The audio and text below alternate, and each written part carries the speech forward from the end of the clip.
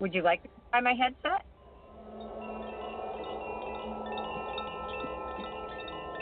Oh, no.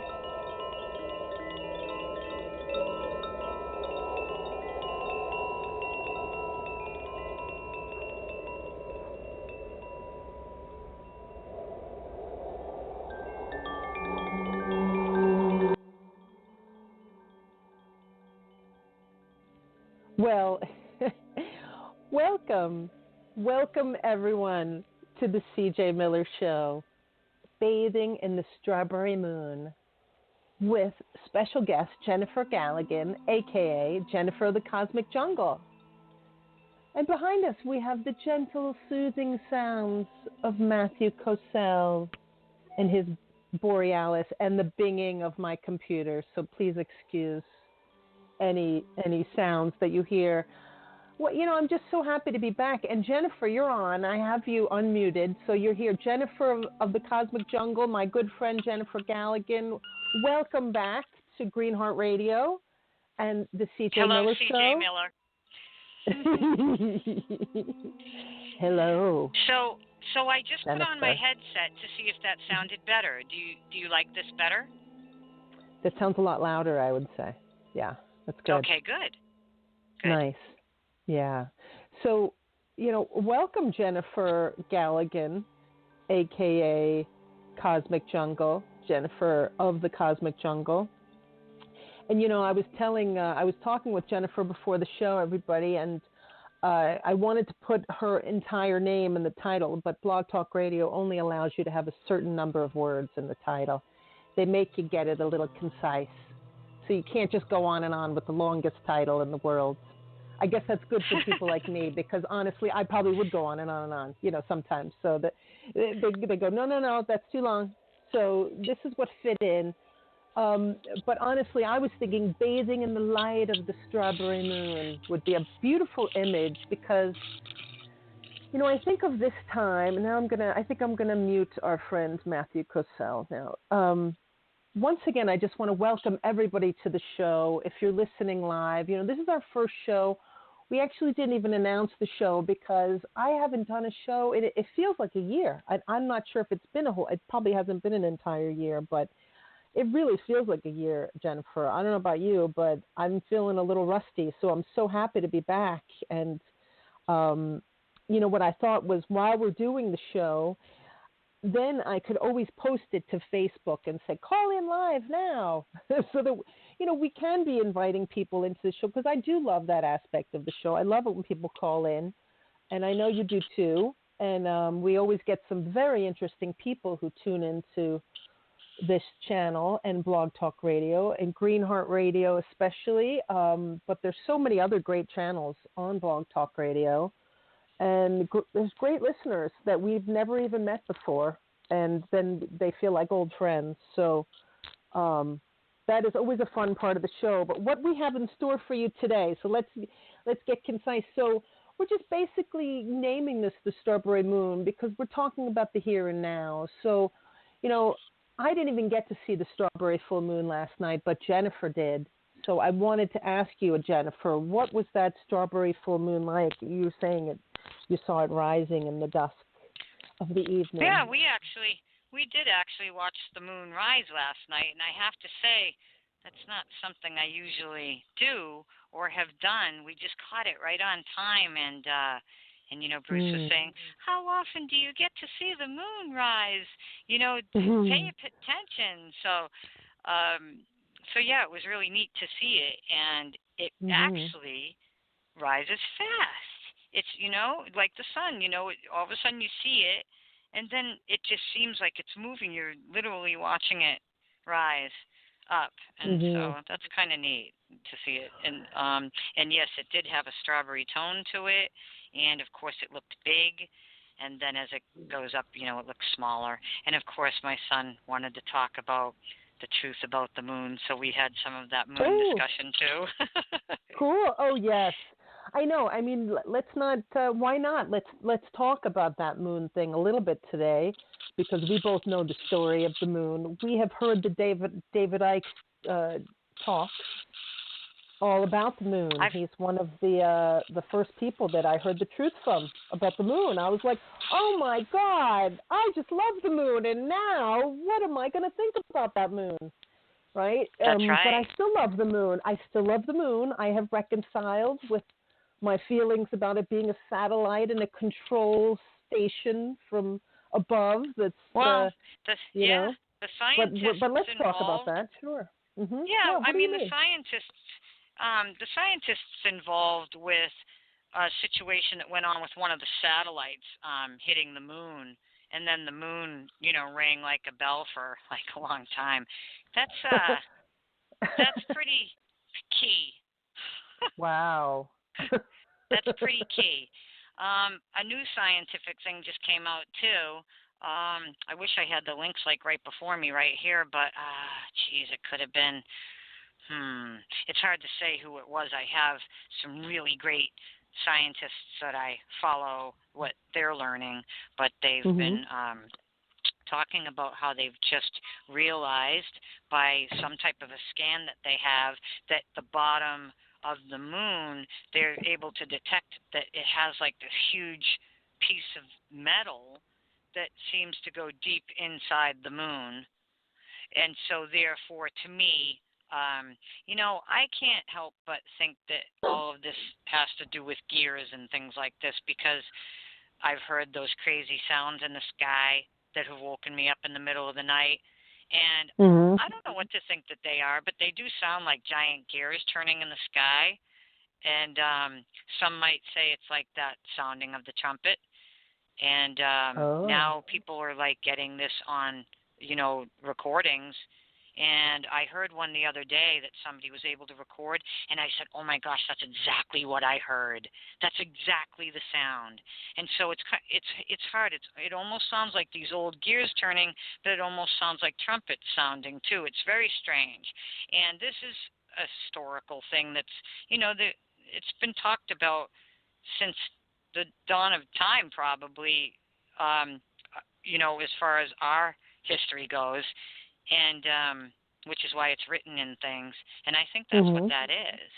I think that's what that is. I think that it's like a time. It's a time that comes in the illusion of time.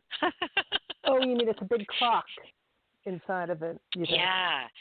Like this is a time that we knew was coming, kind of a thing. So that's why it's written in our history. Because what is this time? What do you mean? What are you talking about, Jennifer of the Cosmic Jungle? Well, I think like an end time. So I think this has happened before. These end times. Yeah. The times that we're in now, which I think I'm a little bit in denial of, right? Because I'm living them. It's not just a movie. But there's a show on Netflix right now, or is it Amazon, called Good Omens, which is quite good, about a devil and an angel who have like a best friendship, and it's all at end times. They're actually trying to stop end times from happening because they love the earth so much. And they're like, we don't want it to end. But it's easier to watch it on TV and be like, wow. But it is.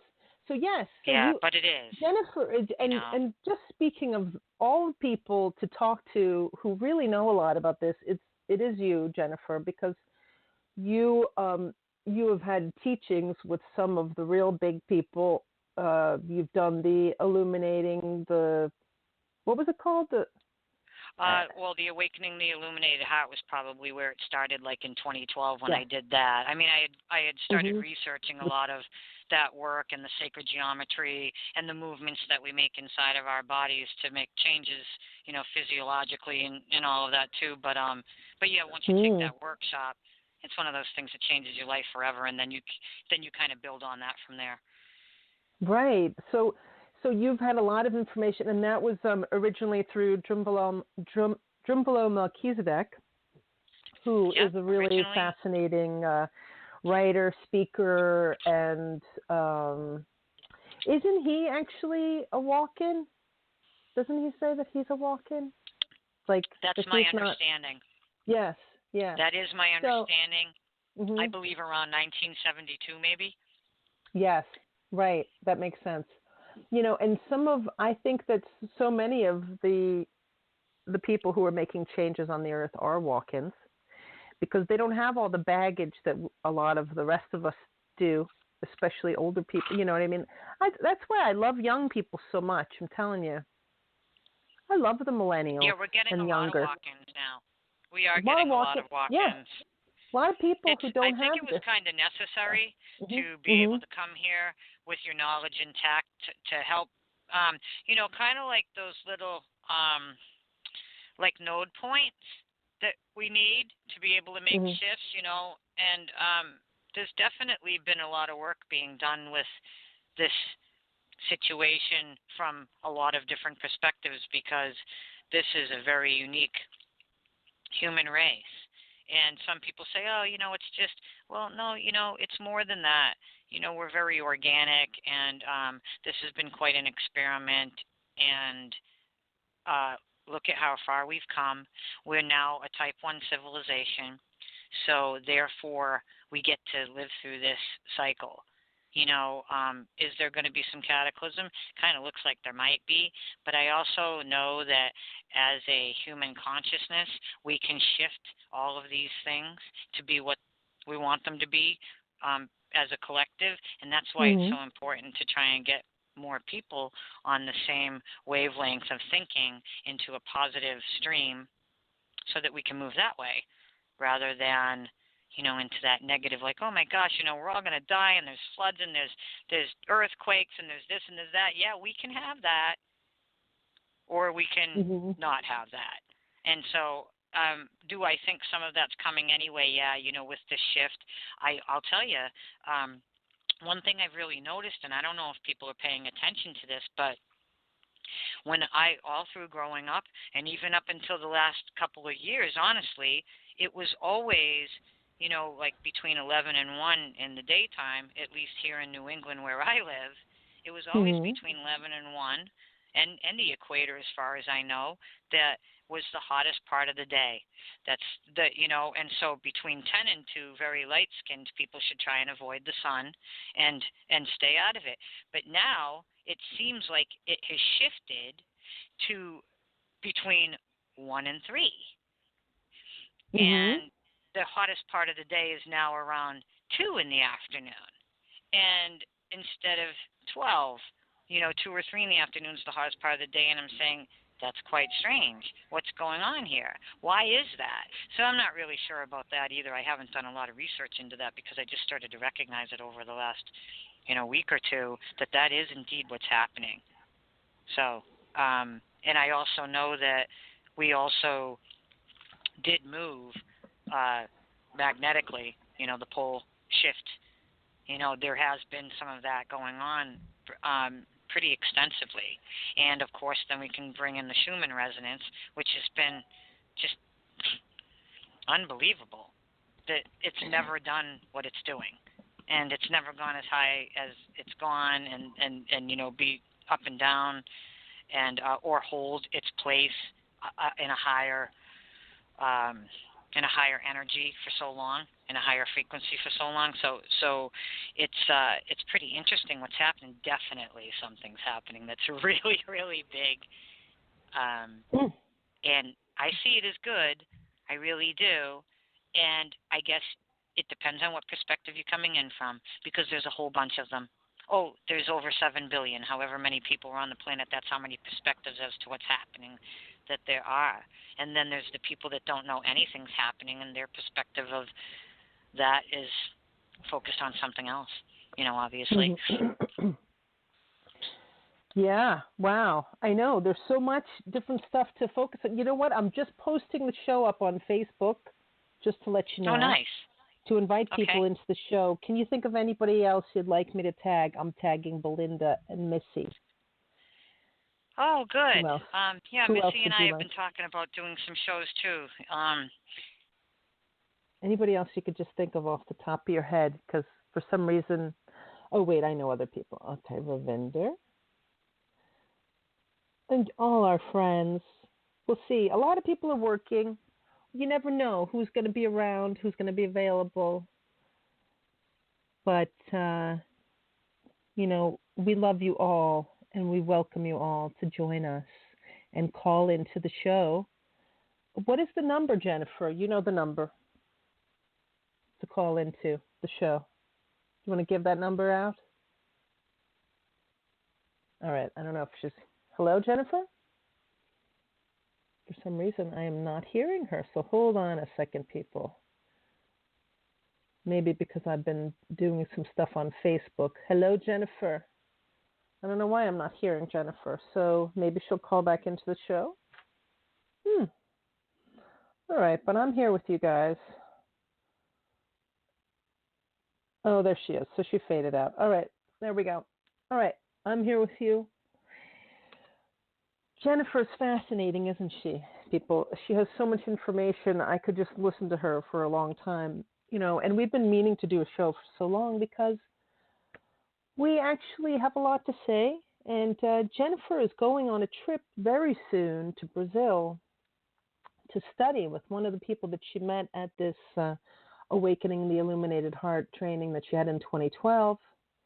I think one of the teachers that she met from there is a really interesting woman, spiritual teacher, healer, light worker. I'm not sure exactly what she calls herself, but we'll be talking about that. Let me see if I can get Jennifer back on the show, people. Let's see. Oh, look at this. I can get the phone number and I can call her directly. So let's try this. I've never done it this way, but let's call her. Hold on a second, people. We're calling Jennifer of the Cosmic Jungle on to the show. I hope she has some battery on her phone. 508. Oops, sorry. I shouldn't be saying your number out loud. But she is a Massachusetts girl, just in case you were wondering, with that nice accent that she has. All right.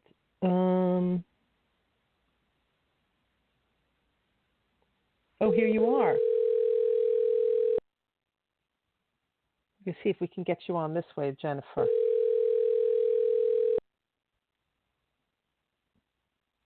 Your call has been forwarded to an automatic voice message system. She's not answering this way.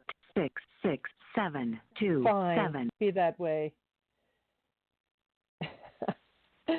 I was just calling you and leaving a message on your voice, about to leave a message on your voicemail with everybody listening. Oh, and there she left again. She dropped. I don't know what's going on. Hopefully Jennifer will call back into the show. We'll wait for her to call back in once again. And, yeah, sorry about that, people. But I certainly have plenty to talk about if we don't get Jennifer back on right away. So I wish I had seen the strawberry moon. Of course, I live in the Northeast, and it's these days it's been blanketed with clouds. It's been the strangest year in terms of weather. Last year, we did have a bit of a drought. So now it's the complete opposite. I feel like I live in the Pacific Northwest, and it's a rainforest here. It's just constantly raining. We have really bad ants in our house. Apparently, they come out when it's raining a lot. Some of the positives: never seen the leaves so green, grass very green, and the trees are so lush. So it is a beautiful spring, but not enough sun, in my opinion. And I tell you, Jennifer and I were going to talk about the sun, and I think she was talking about the changes in the sun. So I'm just going to send her a message. Here we go. What is up, girlfriend?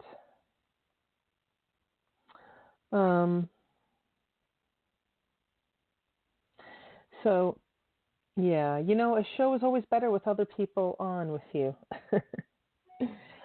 But we'll keep going. We'll keep working this and trying to make it happen for today.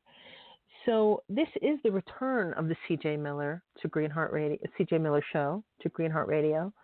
Like I was saying in the beginning of the show, I had not done a show in over 6 months. It feels like a year. I have been in a bit of a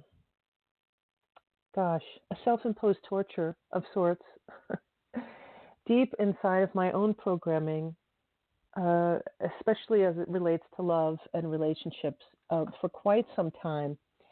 And yeah, so I actually look forward to doing some shows about relationships and, how to make peace with yourself, how to be your best self, because I have learned so much about myself in this last 2 years.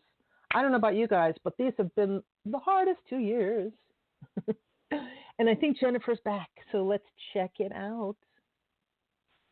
Are you finally here for good? Yeah, Claudia. For now? How's Oi, How, what was how's going on there? I know.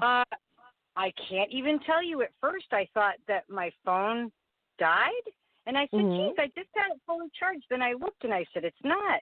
So then I tried to call you back, and then I was on the show and I'm listening to you and everything, and I had pressed that, and you're going, "Well, I'm trying to call her," and then I could hear you calling me, and you're like, "Oh, she's not answering," and I'm like, "What's going on?" Then my phone didn't even tell me that I had called your show. You know how you can just press redial? Yeah. It was very strange. So what I Wow. decided to do was just restart the whole thing. Good. Okay, good. So we're back again. Yeah. We're back.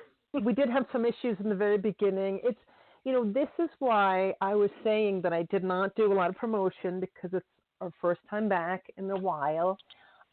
However, of course, just after I invited people to join the show, you dropped out. So that was kind of funny. I'm like, hi, here we are. I wonder, but maybe that's what caused the glitch somehow. Like, maybe the Facebook posting. Yeah, it might be.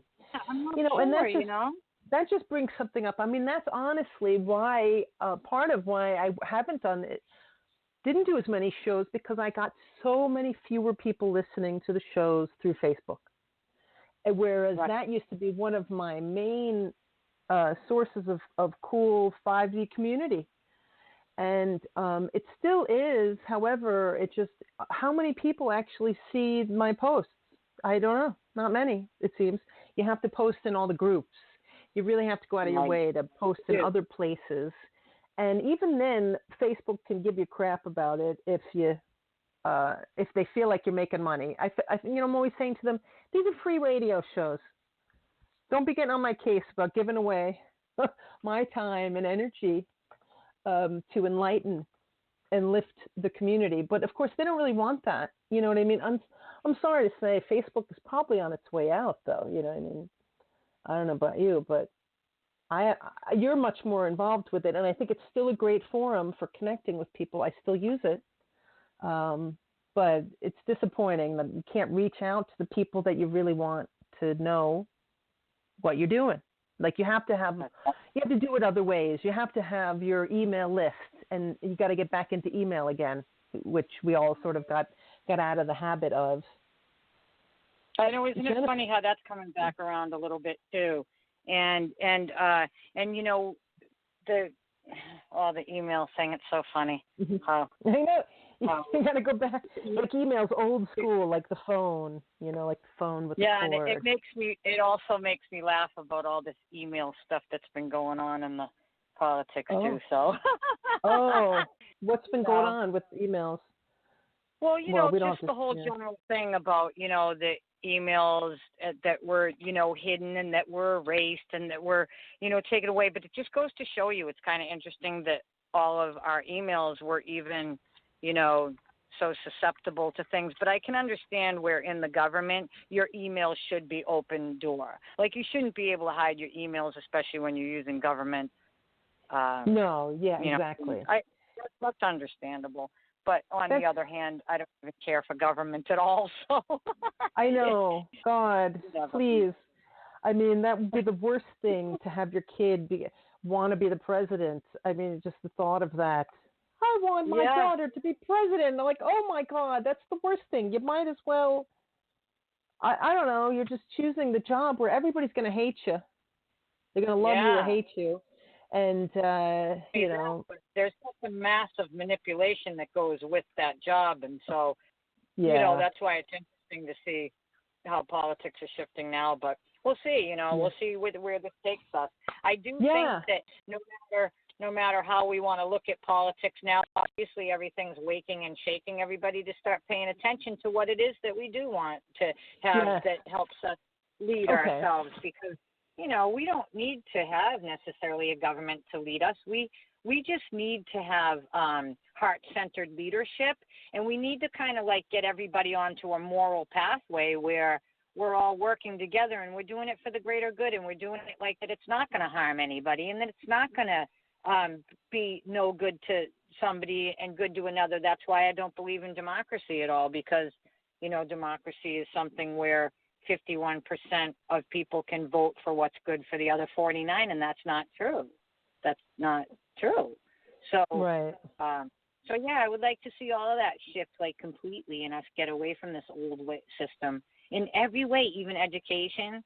I want to see that really shift into something completely different than what it is now. It's not working, and certainly in America, we're like, I think we're number 30 on the IQ, global IQ scale, and it's like, wow. That wasn't before. How did we end up 30? That means that 29 other nations have much higher IQs than we do. I mean, that's a problem, wow.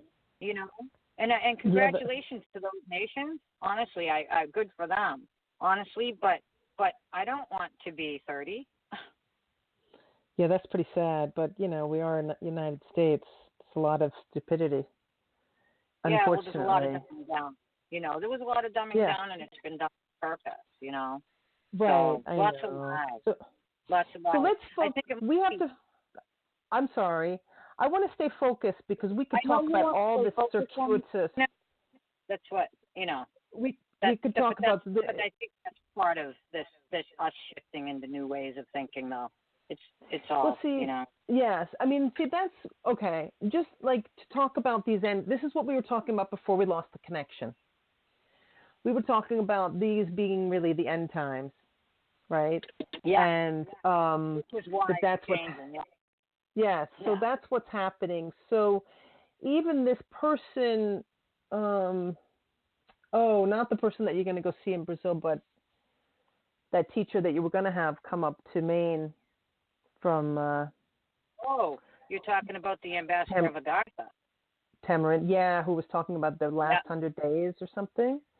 So how many days do we supposedly have left of this old Earth? Okay, so it goes into it's an interesting timeline, because as I've been saying for probably over a year now, maybe two, that everything's going to probably over 2 years now, that everything's going to be completely different by 2021. And I kept saying to myself, why am I saying that though? Like, what's going to be different? Are we going to be flying in cars? Like, what's going to be different? Something big is happening, and by 2021 it's not going to be the same anymore. So then, as time's gone on, I started to like kind of hear almost similar things from some other things, like that this timeline was shifting. Something big is really happening. And yeah, it was fitting right in that time. Some people were kind of saying 2025. Some people were saying, it's going to be in what they were even saying in 2016 and stuff. So something has been revving up, obviously, in people. And 2012, we can go back to that too. Oh my God, 2012, But that did happen in 2012, which most people don't realize. The Mayan calendar did end in 2012, and it did begin again in 2012, and a major shift did happen in consciousness on the planet. So it isn't that nothing happened. It's just that it's more subtle. It's not like, oh my God, okay, wow, today it's different. It wasn't like that. It's much more subtle, and it takes time to build up the momentum of it as well. And so what happened was, when I saw this ambassador of Agartha in September, she said that in hundreds of days the world won't be anything like it is now. Now, she can't tell us more than that.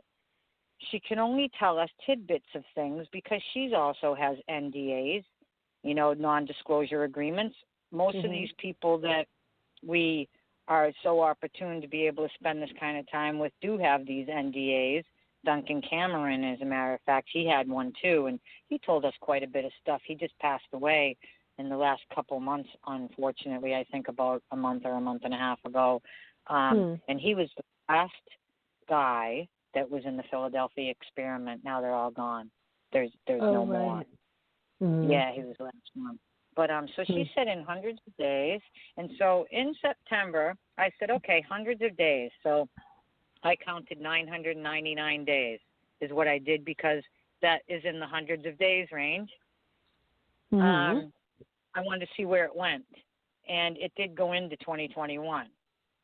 So that's why I'm kind of figuring, all right, we're revving up right now for something really huge. What it is, I'm not completely sure. But there's a lot of stuff going on with this flat Earth, round Earth. I like to say Eglion Earth. And people go, oh, Eglion, you mean the Earth is shaped like an egg? Well, actually, the Earth is a toroidal field. And then there's also, we're in an ecosystem. And usually an ecosystem is in some sort of a bubble. So there's a lot of different things to think about with this. I'm not a flat earther, but I'm not against the fact that there's a flat earth aspect to this situation that we're in. So, but there's also the round, there's the flat, and there's the Eglion, you know. And then there's the video game the kids have the Halo, and that's like a ring. So what does this have to do with the hundreds of days or the end time? Well, because in the 100 of days, whatever date that is, something's going to happen, and I think it has to do with the shape of the Earth and our atmosphere. And I think it might have to do with, some type of seepage, because I personally don't believe that they can come out of space. I think it's a lie. That they can I think it's a lie. What is a I lie? think that we can go into outer space. Oh. Seriously? Yeah, So I think we have an atmosphere around us in an Eglion type of a thing, and it's like more like a dome glass ceiling type thing. And I don't think that we can just go out there. That is what I'm saying. But I'm not telling you that I'm right or wrong. It's just kind of the theory that I'm kind of coming along right now with some of this and all the different research I've done. That something is it's far different than what they've told us, I guess is what. Gosh. This is why I said we have to limit what we talk about, because we could go down this rabbit hole. It could be you could very go down huge. that rabbit hole. So we can go back to hundreds of days again, which is the hundreds of days. That's why I started talking about that, because it seems like in the hundreds of days that could have something to do with it, and that if we, depending on what level people have gotten their consciousness up to. But depending on what level they've gotten their consciousness up to will depend on what level that they come to in the next realm of reality. Right, okay. So, and that we're also creating our own reality, too. Each of us. So, yes, each of us, and then as the collective. But, think of it as like we're this collective, and we've all, we're all having our own experience within this collective, but we're also creating this reality together. So it's like you're on your own, you're a singular, but you're also a collective. And you have to be able to make judgments from both sides of that. Like you have to be able to see both sides of that. So, and that's why anything that's good for you would be good for others, or vice versa, or whatever. Whatever's good for the whole is going to be good for, you type of a thing.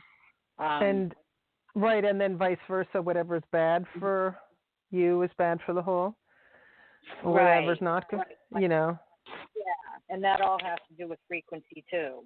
But then you're going into the good and bad thing, and now we're trying to get more neutral. So there's so much.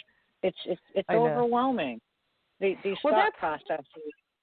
But that's a really good point to bring it to, of like the polarity issue, and to go beyond polarity and duality, because we are all one. And even the people who we see as being the control masters, the enforcers of the matrix, the people who want to keep us in this illusion, so that they can harvest our energy, and mostly through people being unhappy. Which is called loosh.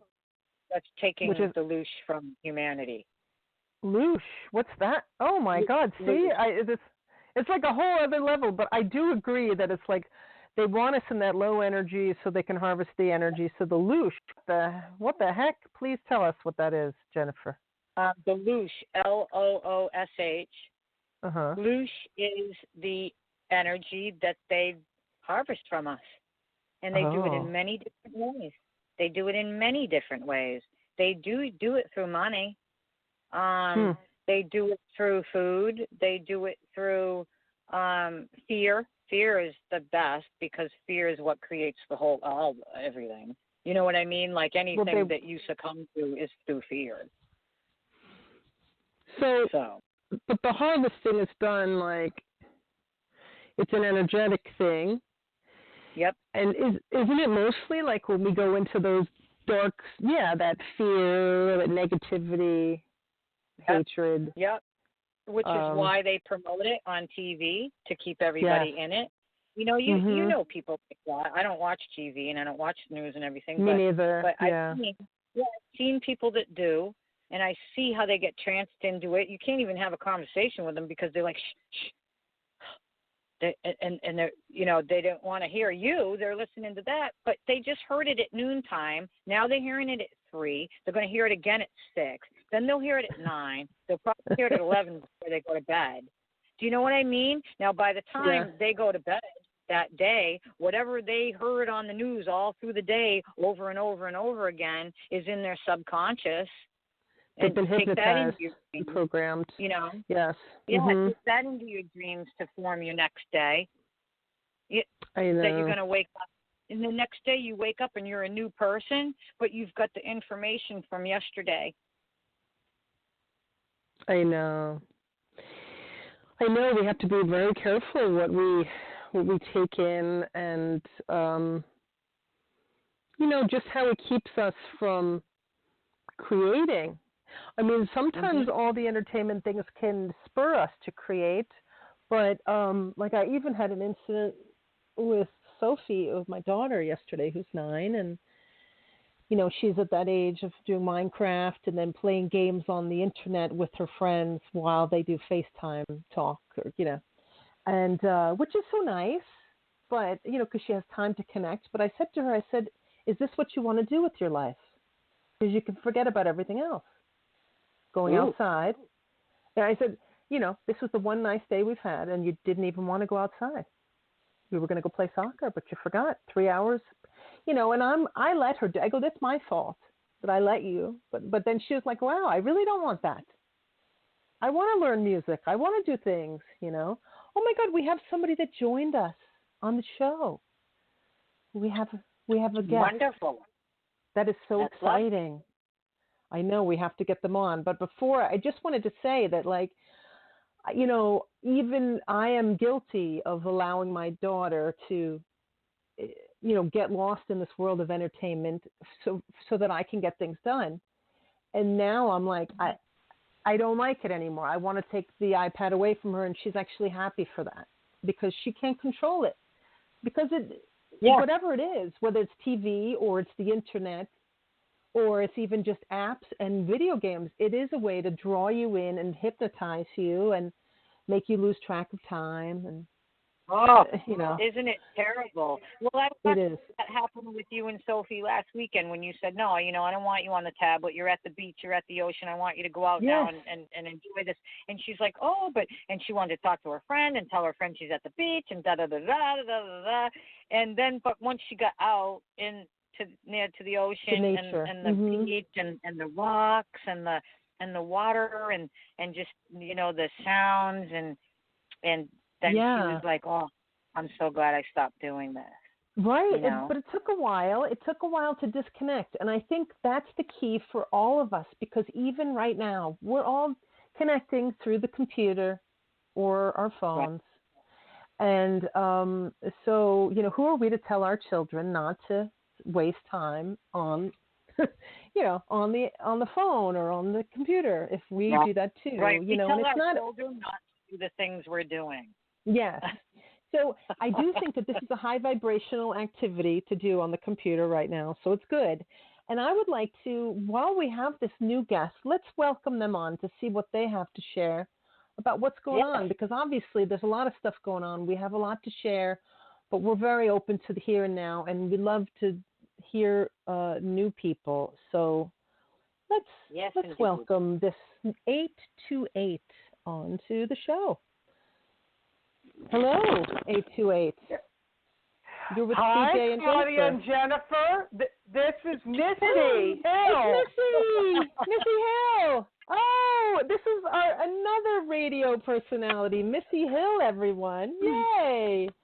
Oh, that's so I've exciting. been wanting so bad to connect with you, and I don't know where the time goes, but I just got the message that you tagged me in something, so I had no idea what it was, and when I saw the two of you are together, it's like we have to do this for old time's sake. Oh, I am so excited. Very powerful Sagittarius moon with the components, of Neptune, and I mean, there's just a lot going on. The Mercury helps with what we've wanted to speak and bring into fruition. I feel like there's some kind of support now that there hasn't been. I think that's what this full moon is about. So the manifestations that have been on the back burner are now coming to the forefront to be reviewed to see if that's what you still want to manifest or not, But then if it's, say, something like a health situation, it's time to do lifestyle changes or whatever. So, yeah. So that's that has to do with, I think, because it's summer. It's because the last full moon they call it what was the Wesak transmission full moon. So this is a time of year where people take a lot of vacations and they have weddings and graduations, and I think that's just a natural sequence of events because of the time of year that we're in. So what is the main theme that you said is looking back at things or reassessing? Oh, the theme of this is what I'm getting is what's showing up for me personally is, and I'll give you an example. Things that we've wanted to manifest that it's taken a long time to manifest are coming up for a review to see, do we still want to put energy there and let it happen, or are we just going to, go in a different direction?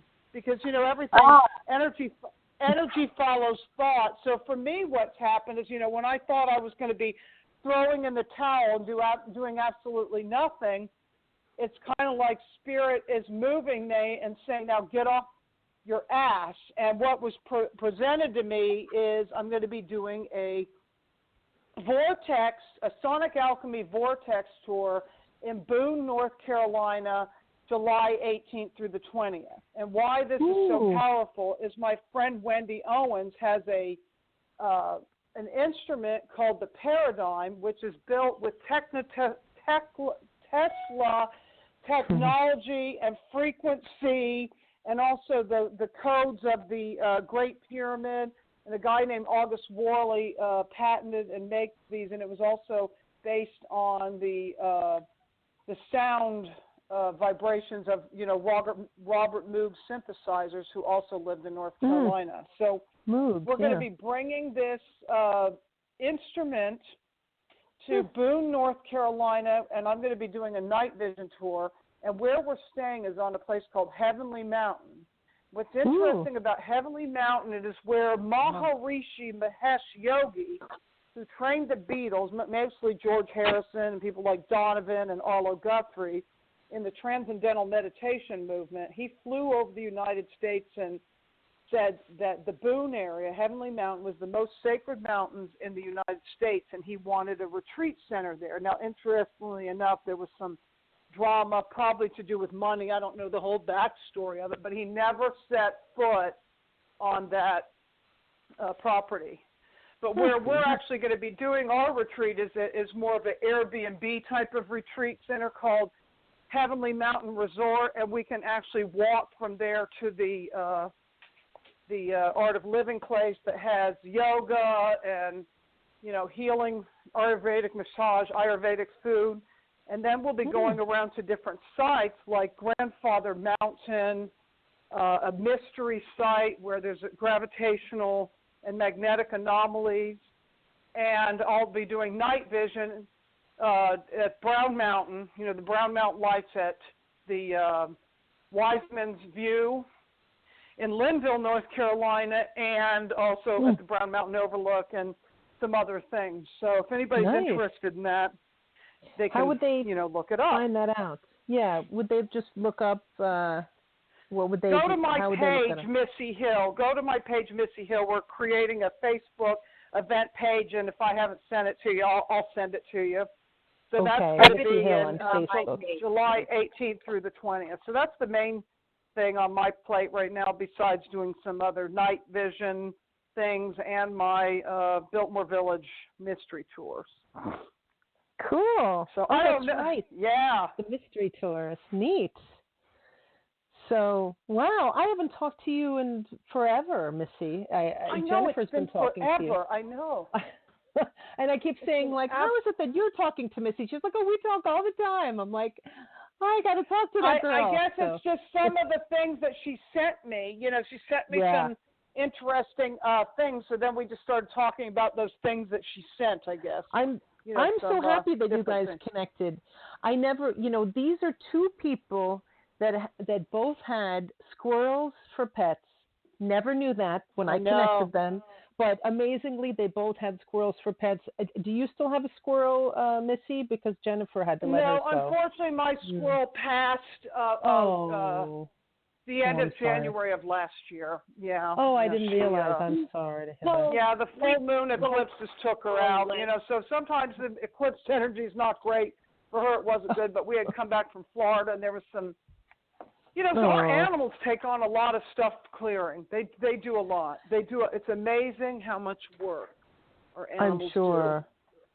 I'm sure. I know you have two cats right now, right? Is that what you have? No, I have 6 cats.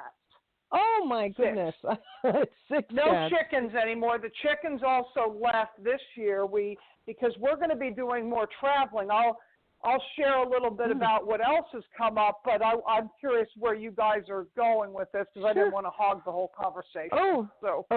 Well, thanks for your thoughtfulness. Jennifer, weren't you in the middle of something? I'm not sure where we were exactly. Well, it didn't matter. I mean, I think that we should come in talking about the same stuff, and because this is a really strange transition time. Well, we all knew that 2019 was going to be huge anyway, because 2018 was kind of like everybody was, cleansing stuff out and some stuff. And then 2019, it's like, bang, look at this.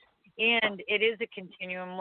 I like what Missy said, that, if whatever it is, we're making the big decisions now. And if we've let our health go or whatever, well, it's time to change our lifestyle now, or we're going to continue to do more of the same, which obviously has not been in our best interest.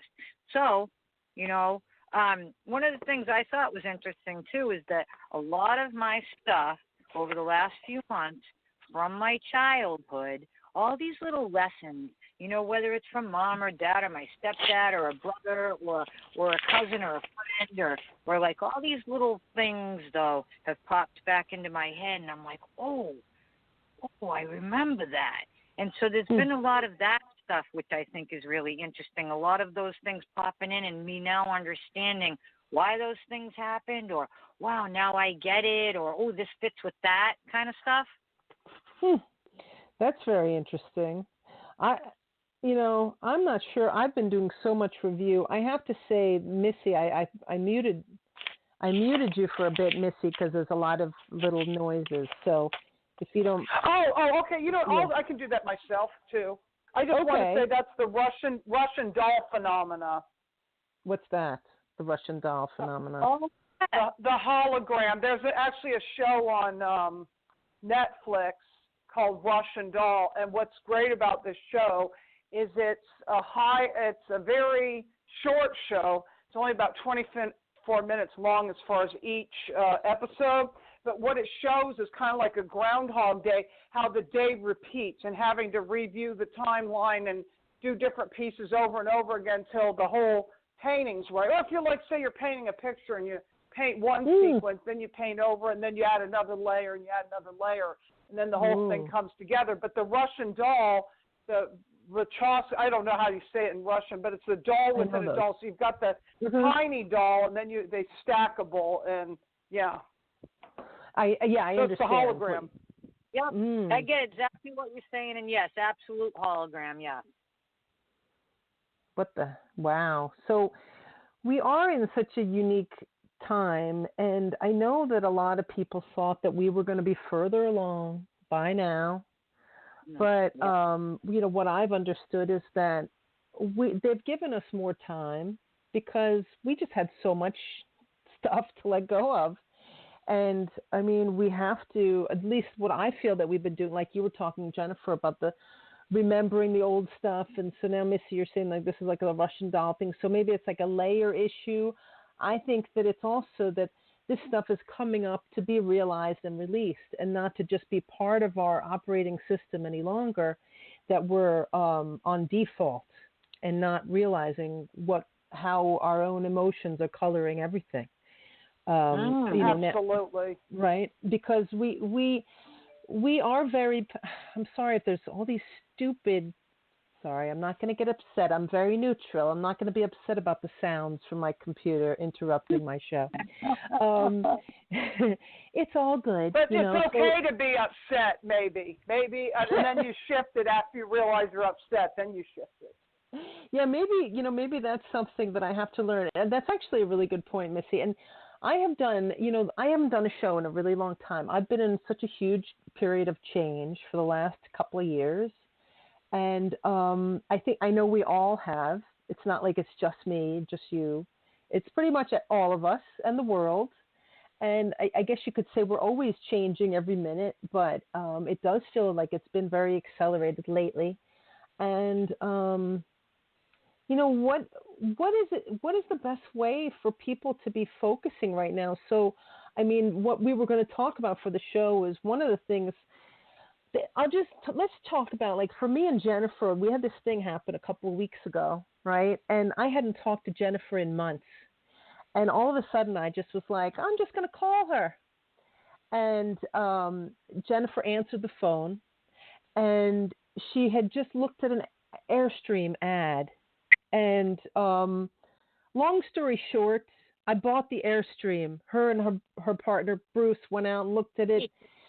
And we worked out this trade so that I could help her get to her class in Brazil, which was very important to her. She said yes to this thing. It was very expensive. She's like, I don't know how I'm going to pay for it, but I know it's going to work. Within a day or two, the universe connected us and gave us each something that we really needed. I have been having a dream of having an Airstream for about 15 years now.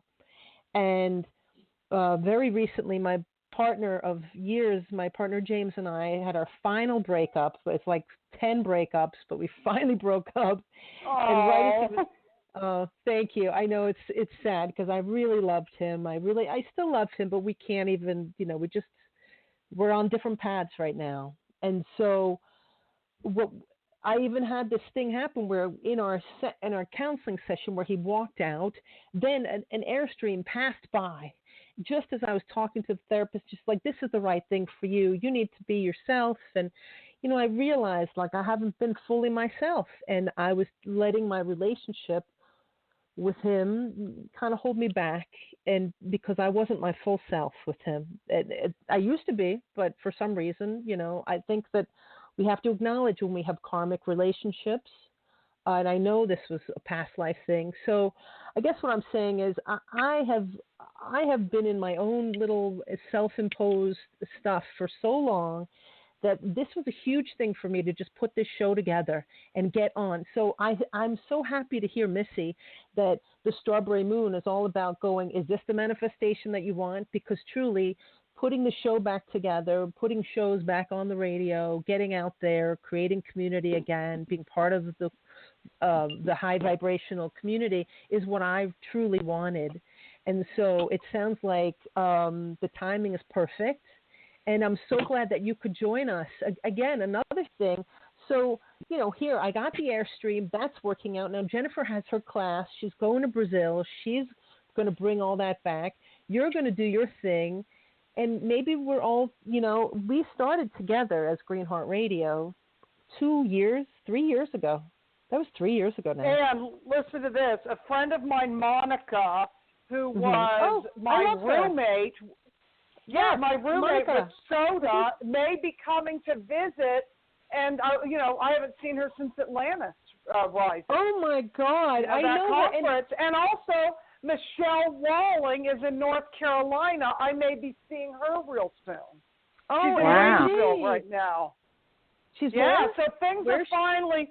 She's in Waynesville, North Carolina. So there's things that are happening that are finally manifesting, but it's taken forever for whatever reason. Right? We've all kind of fallen off the radar. I think a lot of people have stopped doing shows, or not as many, Some people because it takes a lot of energy to do this, and there has to be a reason to do it, not to just do a show to do one, Right now we're connecting, we're anchoring something that, and all of our people from the past can now, know what we've been up to because we've kind of been in hiding in a way, kind of like a hiding. Exactly. Right. I'm glad to hear that it's not just me because, in my own painful time, I'm like, I have no friends, blah, blah, blah, blah. You know what I mean? Of course, I'm giving you the worst of it, my worst moments. But actually, I've done a lot of crying. It's been good for me because that's a big part of my journey is to really look through the old stuff, make peace with it. Like you were talking, Jennifer, about memories from your childhood. I remembered stuff through therapy. I've done a lot of hypnosis, a lot of art therapy. I have a great therapist. And she's, of course, very young, which I love the young people. I think I'm so happy for the world that we have all these cool young people stepping up as leaders. I learned stuff about my babyhood that I had no memory of at all. And it really was impeding and thank God for this relationship that tanked, my relationship being so bad, because it helped me learn a lot of stuff about myself. And I think the key for us is to just keep connecting with people that are high vibrational and that could bring us up. And so it's so perfect the universe let us all connect today. And you're right, Missy, that this is some kind of anchoring. And, you're such a cool person. I'm so glad we're talking. And I always thought of you whenever I hear of grid work, I always think of you. And, we live in different areas. That's very important that we're not all in the same space. But I do think it's important to come together. Like you're saying, you're having this event, so people got to check you out. Go to Missy Hill on Facebook. And then Jennifer, let's talk a little bit about where you're going and how people can find out about that. Are you going to be doing any videos while you're so you're going to Brazil, and what is this thing that you're going to be doing, Jennifer? Oh my gosh, I don't even know where to start. I know it's big. I know it's crazy. So, going back to 2012 for a minute, when I did the Awakening the Illuminated Heart workshop, what we were taught in that workshop was how to get into our heart and, become heart-centered and do our work and our decision-making and all that sort of thing from the heart. And so once we were taught that, this particular teacher, Tessie Reinhardt McCabe, she's fantastic. She's very magical and sought after. So when people know about what it is that she can do, it's pretty amazing. So what she does is she teaches this workshop, after she teaches that workshop, she also has another workshop called Clearing the Land. And it's like a geobiology workshop. And what you do is you learn to work with the elementals, and you learn how to clear negative energy from the land, from homes, from properties, from situations, this sort of thing. And so I went and took that class following the first class, and which is, well, the first class, Getting Heart Centered, is a prerequisite for it. So in this class, the Clearing the Land class, it's dowsing, and you're working with numbers, you're working with sacred geometry. And so when you are using your dowsing to find out the numbers of like certain types of energies on this property, if you will, there's all different there's different types of energies. So there's like dark energies, and there's, I'd have to go through my list, but there's all sorts of different ones that, you want to move on and you don't want them to stay, some stagnant things. It just really depends on the history of the property, the land, and why that energies or those energies are there in the first place. So there's a list of different types of energies. As you douse it, it will tell you, what the percentages are of those types of energies. Then once you go through the whole ceremony and you work it with the elementals, then you go back through and you douse it again, and the numbers are always lower and sometimes at 0. It's really quite amazing. And I learned that in 2013, and I don't use it as much as I should. And talking about going back to things and now making the decisions about what it is that we want to do, well, this is one of the things that I really want to be using and utilizing to help this planet and to help whatever I can. So Tessie got a hold of me and said she has this trip going to Brazil. It covers a few different things that are happening there.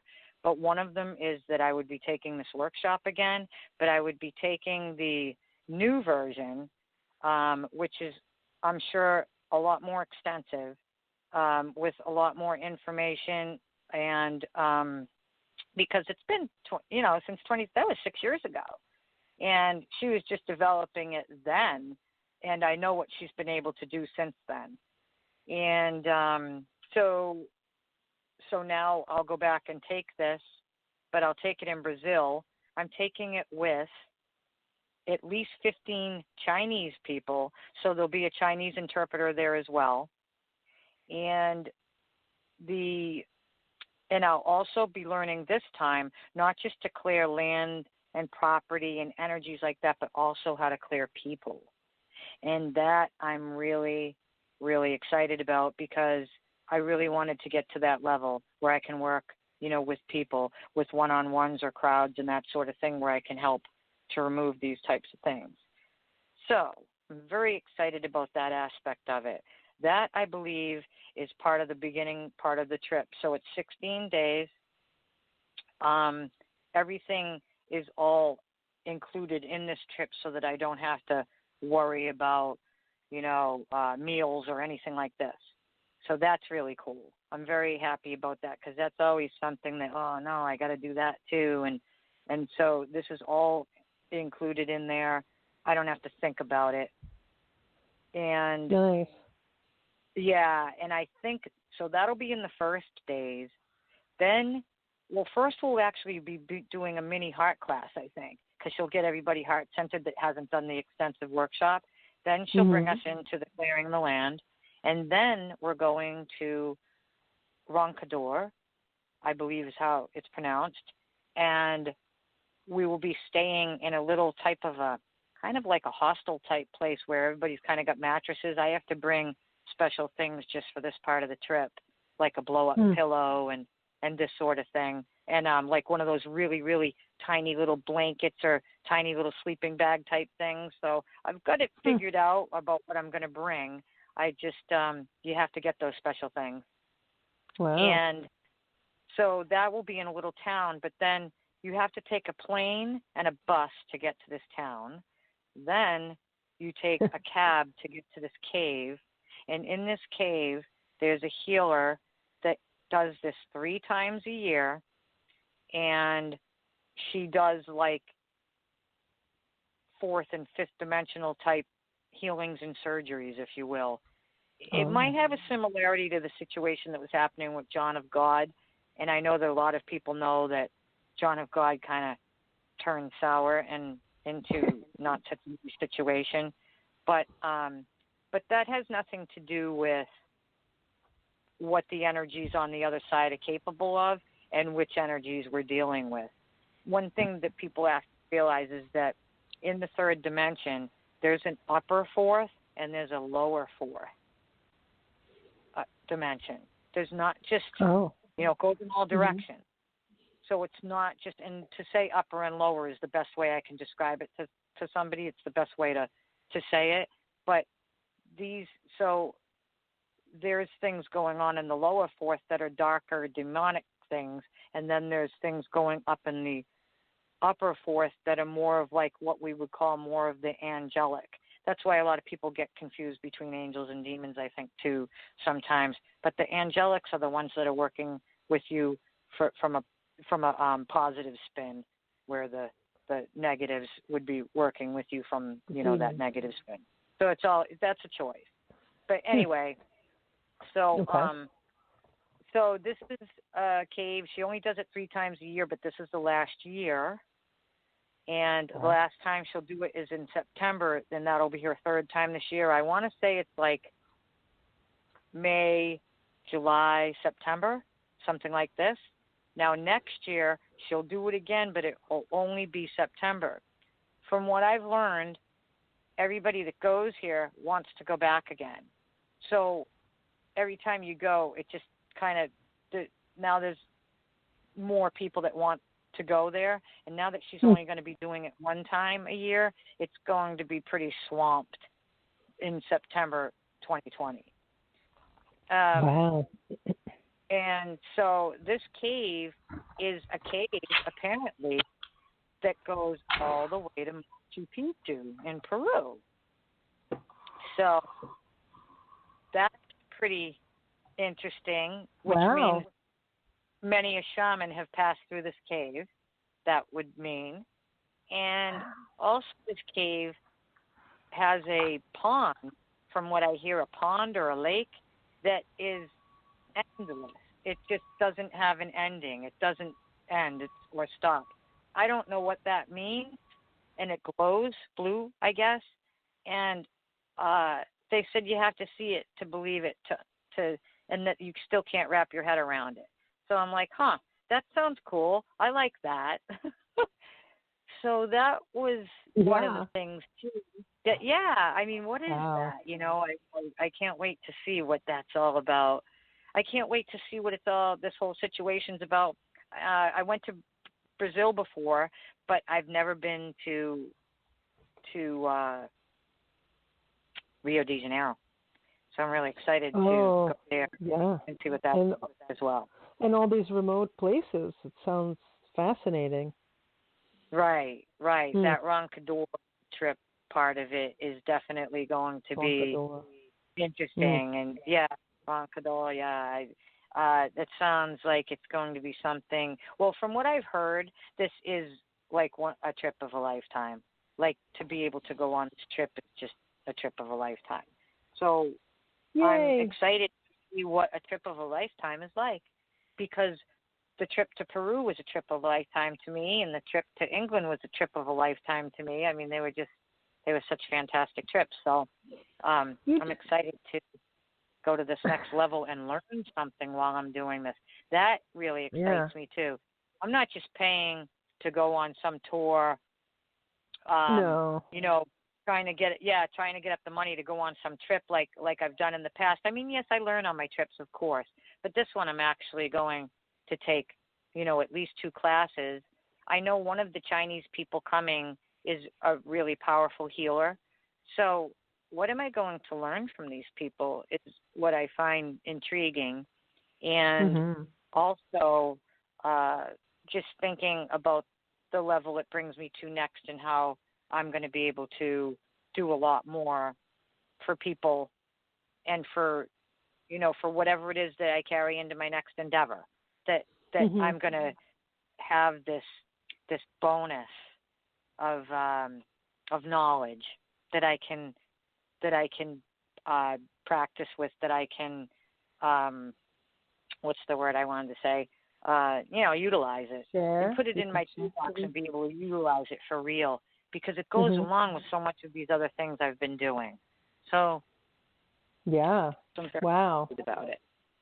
That sounds just I'm really happy. It's nice to hear those more details about your trip, and I'm excited for what you're going to bring back and share with those of us who cannot make it to Brazil.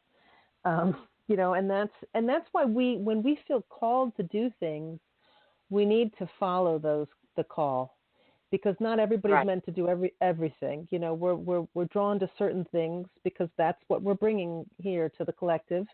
And I'm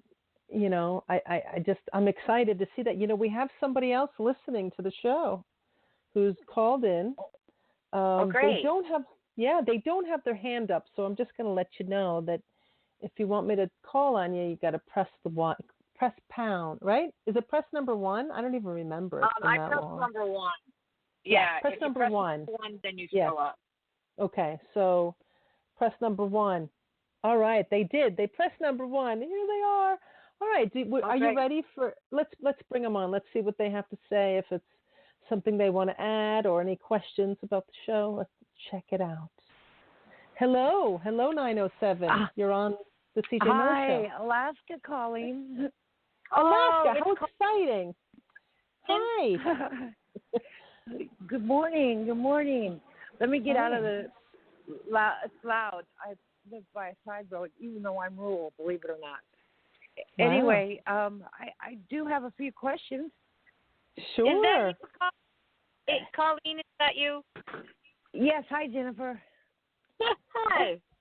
Oh. Hi. I had the hardest time loading it up because I wanted to listen to the other parts on there, but my phone wouldn't allow me to load everything up so I could review it and then also call in. But so I'm kind of calling in blind about your show, but I heard about your trip to Brazil, and I wanted to ask.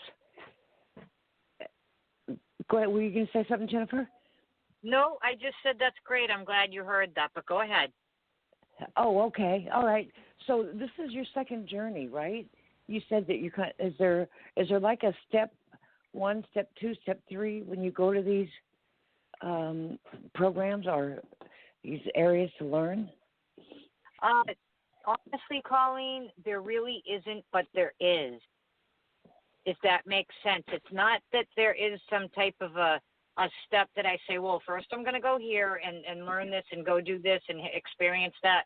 Really, it's been kind of a lot different than that, where it just kind of pops up and something inside me says, well, you need to go to that. You need to go do that. And when I get that, so the difference, I think, between me and probably a lot of other people is that when an opportunity comes that I feel really strongly about, I say, oh, I'm going to do that. Where a lot of people say, oh, my God, I can't do that. And so as soon as someone says, oh, I can't do that, well, they've now set that intention. Mm-hmm. Oh, I see. I see. Yeah, it's about the intentions that you set. Now, each trip that I've gone on, I do feel like they've built on each other, but it wasn't on purpose. Oh, okay. So it was kind of like a calling, and it connected with you, and you through instinct just know I want to do this. Yes, Peru was definitely one of those that it blew me right over. I knew I had to go to Peru, and I said to my husband, my fiance Bruce, I said, Bruce, I've got to go to Peru. And he looked straight at me and he said, where's Peru? And I said, South America? I'm getting my passport. I'm going to get my driver's license because I had let it. I hadn't gone and renewed it or anything. I didn't care. I was driving without it. And I had to get it, of course. So I went and I got my driver's license. I went and I got my birth certificate. I went and got my birth certificate, my driver's license. I went and got my passport. I committed myself to the trip. I gave them the deposit. And I didn't have the money to go on that trip at all. And I said, but I have to go, and it will have to manifest itself.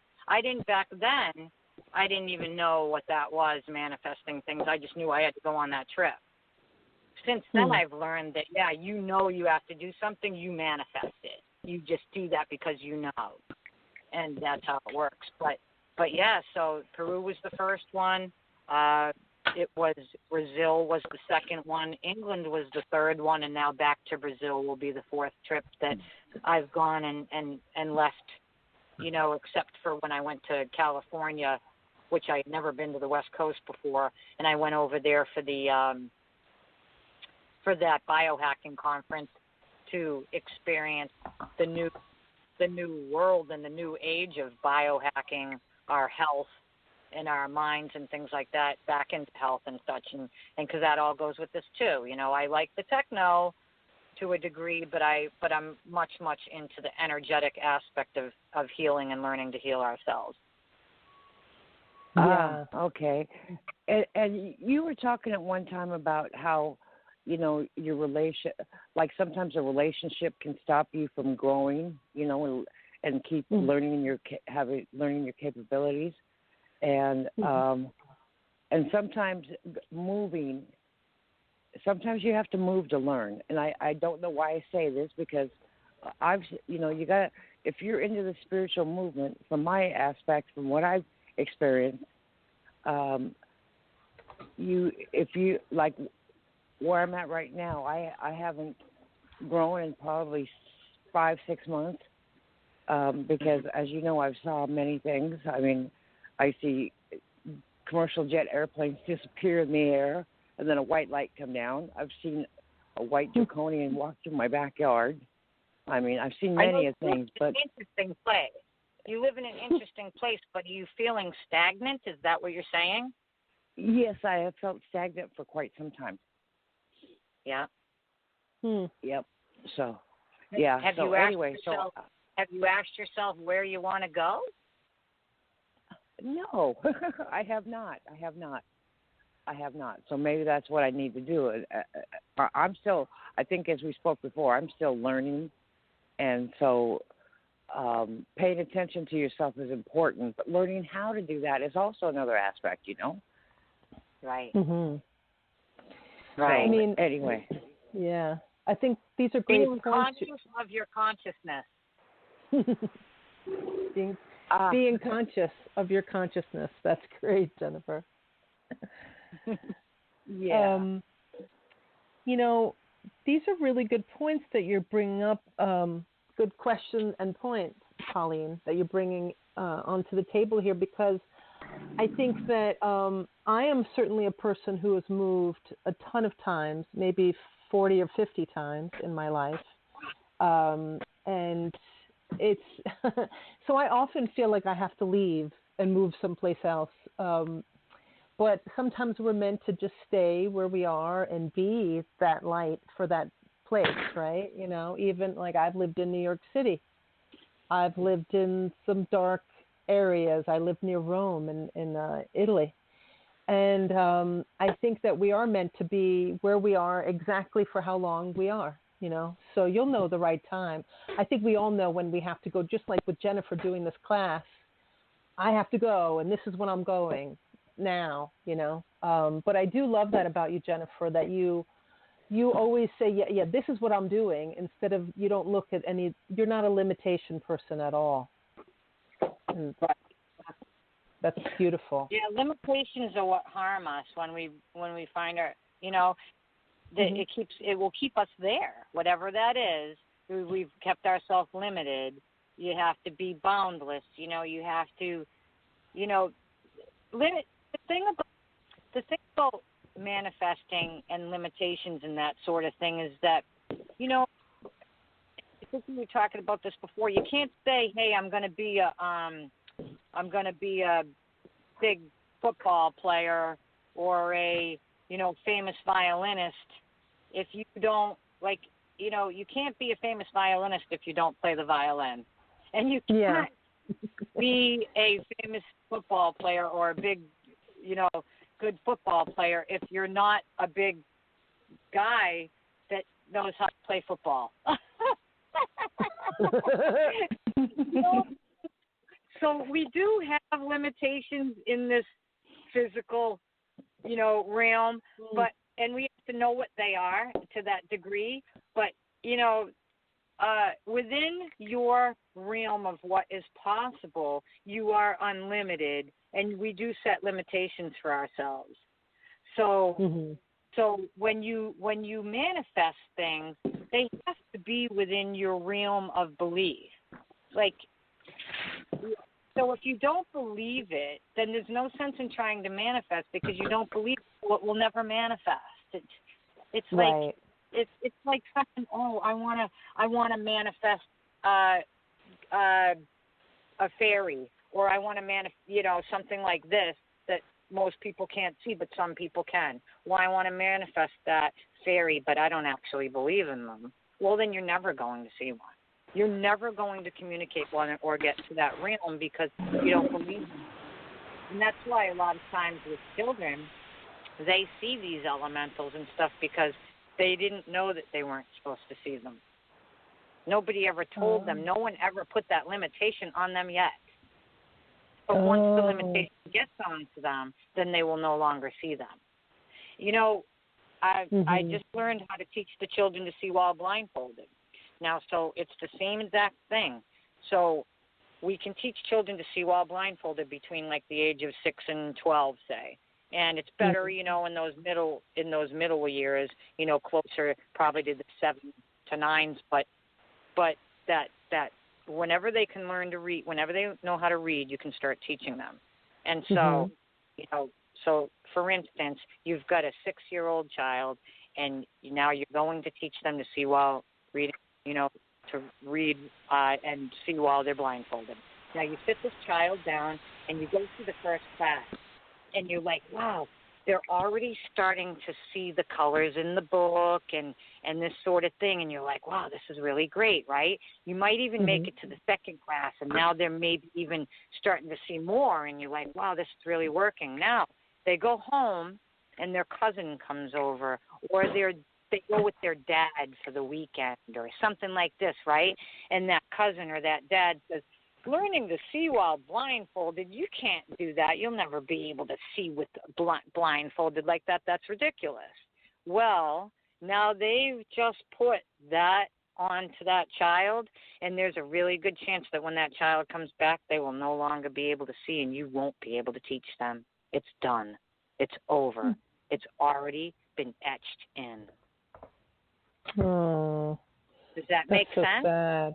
That does make sense. So it's like, so it's almost better that like all the people that are ignorant on the planet right now, the ones that don't know what's going on and the ones that haven't been on this, it's almost better in a way, because like now they can just kind of like be retrained into a new way of being and don't have to like deal with all that middle crap that all of us have been going through.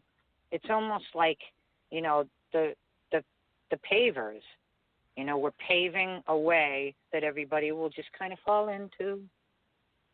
So just go that way, and there's just people that's what they do, and then there's other people that are like, no, we're gonna, they're warriors, and and the other people that are just the ones that are gonna follow the crowd are like, what are they doing? What are they so crazy for? And they see it as crazy, and people that know, they see it as, no, this must be done. And so, yeah, it's, but you can see that what I'm saying about it is we do that to ourselves too. So every day when we wake up in the morning, if we set limitations for ourselves, then those are the limitations that we will have. That is so, that's really important to remember. Now. Don't let people put limitations on you. Don't allow them. Exactly. If you want to put on yourself, great, but don't let others. But see, this is the thing: is people. I have a story about that. Oh yeah, go ahead, Missy. What's your story? We talked to Ron's daughter yesterday, and she was telling about how she had a rooster that got in a fight with another rooster and lost his eye. Well, guess what? He started growing his eye back. Now, it's not as 100% as perfect, but, they're related to reptiles. Wow. And you know how you hear about lizards that can grow their tail back and things like that, and that's because they don't know they can't. Oh, my God. Wow. So the eye is coming back. Now, it's not necessarily a seeable eye. That she doesn't know, but it's getting an eye. And what came to me about Brazil and this whole John of God thing, I think we're in a time now we need to be real, because there's a lot happening in the disclosure, new age, it's what's called ascension community, and a lot of things. I don't even use those words anymore. I don't use new age. I don't use ascension. It's more about embodiment in the here and now, because there's always ascension and descension every season, and we're not going anywhere different. It's a vibrational frequency that we collectively bring here. So there's a lot of false teachings that are showing up, and I think people just need to see the real, not have like a fake, I want it to be this, and that's what it is because emotionally I want it to be so bad. No, to get real, with oneself, to get real with what's going on and to face it, and then if you don't like what that is, then you can change it, but you have to first admit your feelings about it instead of trying to sweep everything under the carpet. I don't think we can sweep anything anymore. And as far as going to these sacred sites, I think it's the land that's calling. It's not John of God, like with what I'm doing in North Carolina. It's not because it had anything to do with Maharishi Mahesh Yogi. That's just a backstory of gurus and all that. It's actually the land will call us to these places to do the grid works of consciousness, to connect with those higher notes of the land and who it is that we are. Yes. Perfect. I love that. That just that resonates. I that's amazing, because just like the piece of land that I am at right now, I feel it's a vortex, because I go outside, I can hear everything.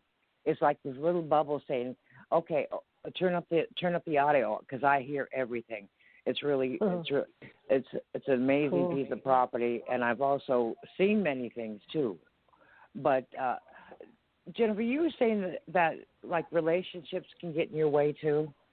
Well, that can stop your growth. Yeah, if you're in a non-resonant relationship, then where are you focusing your time? You're not, so yeah, definitely it can make you stagnant for sure. Okay. I had to get out of a bad relationship after 17 years to be able to grow. Yeah.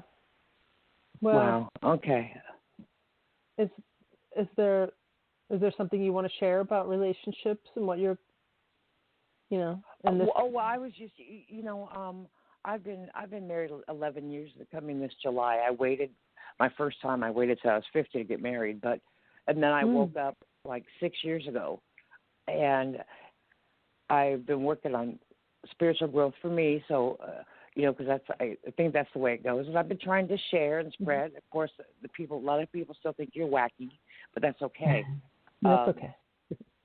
But it's the fact that you're in an okay relationship, but if you can't grow spiritually and you're trying, and it's kind of like a person can be put in a bubble if they're in the wrong relationship. They can't further enhance and learn, and that's what I was wondering. That's why I was asking her. Maybe, you're in an okay relationship, but there again, if I'm not spiritually growing, I have to decide. Yeah, you do have to decide more than just that. You have to decide if you love this person, and if you have desired goals together, if you have a future together. If you don't feel like there's a future together now, then there probably isn't. But it really depends on how in love with this person you are, your husband or your wife or your whoever it is that you're in this situation with. You know, you're the one that's stagnant. It's you. So it's self-responsibility. But, you know, I'm not sure how you can. You know, one of the things, and I've said this to Claudia and I've said this to other people, pick the two things about this person that you're with and decide if you can live the rest of your life with that. You know, that's part of it.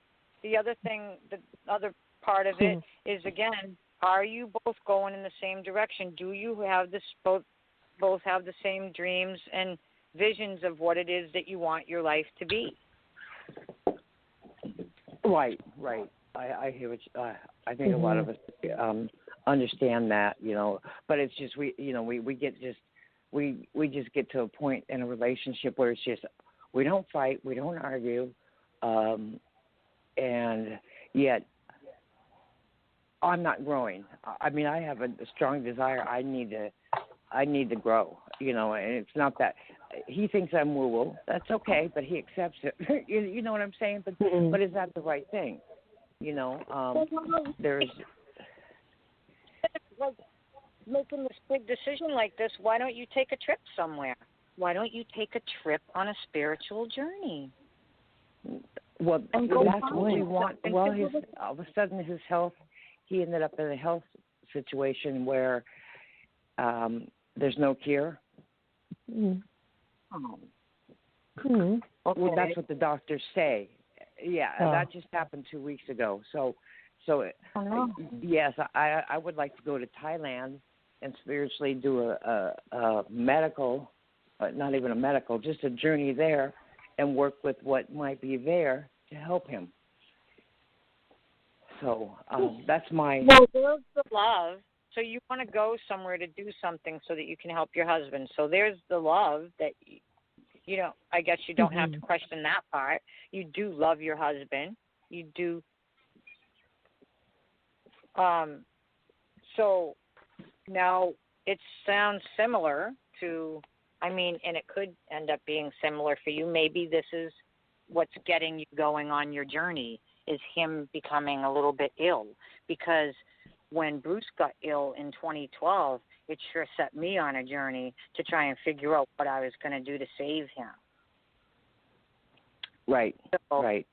You know, maybe you're meant to go on a journey, and now you're kind of being pushed into it, because now you're like, oh, so if he's well enough for you to go and travel, I would say you should do such a thing if that's what your heart is telling you to do.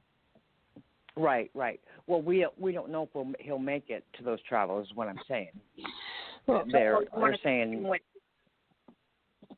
So you're saying that you want to take him on the journey. You're not going to learn something to bring back. You actually want to bring him to a healer? Is that right? Yes.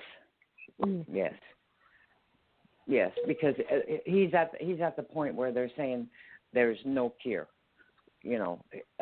And his buddy called. A lot of people around the oil field are getting sick. His buddy called us 2 weeks ago, and they said they're giving me 10 days. Oh my God. Yeah. Wow. So, I mean, he takes 3 or 4 steps. He's not a smoker, and he can't breathe. So, what is your husband doing? Did you say he's working in the oil industry? He worked in the oil. Yeah, he's worked in the oil field up here for 38 years. Oh my! And he can't breathe. Huh? Well, you know what? You and I can talk about this on a separate call too, about what we can do with him. We will. We actually don't have that much more time left in the show, so I'm so sorry though to hear about this. That sounds like that's fine. What happens to a lot of people, like people that work in the coal mines that get sick from all that. So there's something in the in the oil that they're extracting that's making that over time is building up in the body, like a heavy metal or something. Yep. It happened with the guys with asbestos and things like that too. It's all the same kind of stuff. I mean, but hey, don't give up hope on that, because there is still some things that we can do, and there's actually a lot of things we can do. So we'll talk about that after, Colleen. Yeah, that would be great. Yeah, I appreciate that. Like I said, there's lots of things that, he had lung specialists, and it's really weird.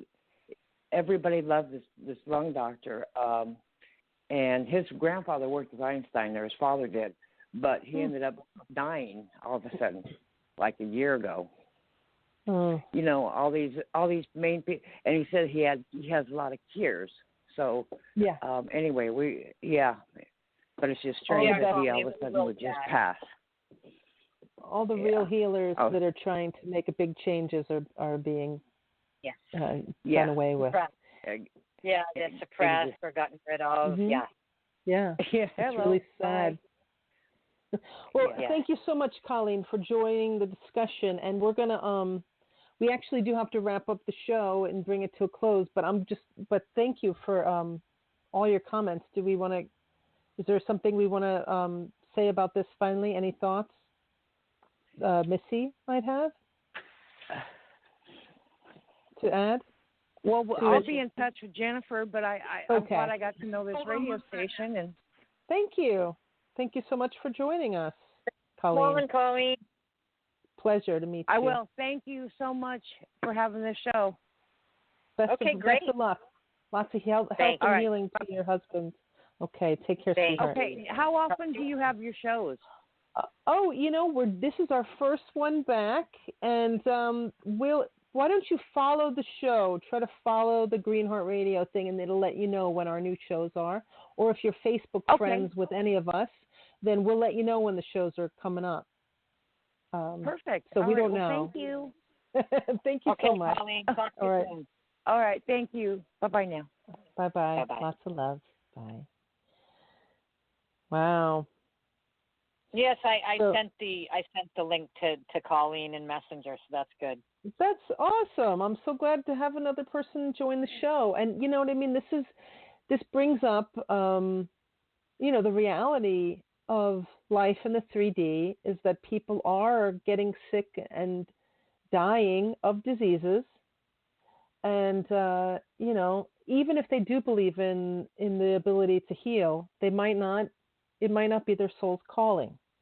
Like That's Lainey, like my best friend Lainey, Helene Lipson, she believed in all this kind of healing. Of course, she's a big psychic astrologer. And yet she could not stay alive past a certain point.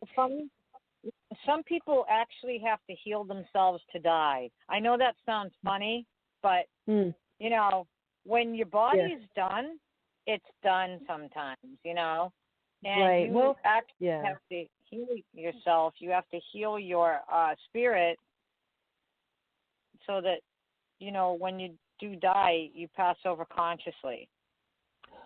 I totally I agree. I mean, her passing was a little complex. I do believe she had to come in and complete the last 9 or 10 months of her life. And that walk-in personality, that soul really helped her. But, helped her to repair her relationship with her parents. So it was good that she had that time to do that. But her soul, she pushed it. Her soul wanted to leave much sooner. Her soul was like, this body is just not worth it. All these programs. And so this is what we were coming around to, and I hate to even talk about her without her being around, but I don't think she would mind. To say that, if you're full of really, here was somebody, so much of the light. Here was a psychic. She spent most of her time on the other side. And yet she was entrenched in this old programming, which was quite negative about her body, or the damage had already been done for many, many years before.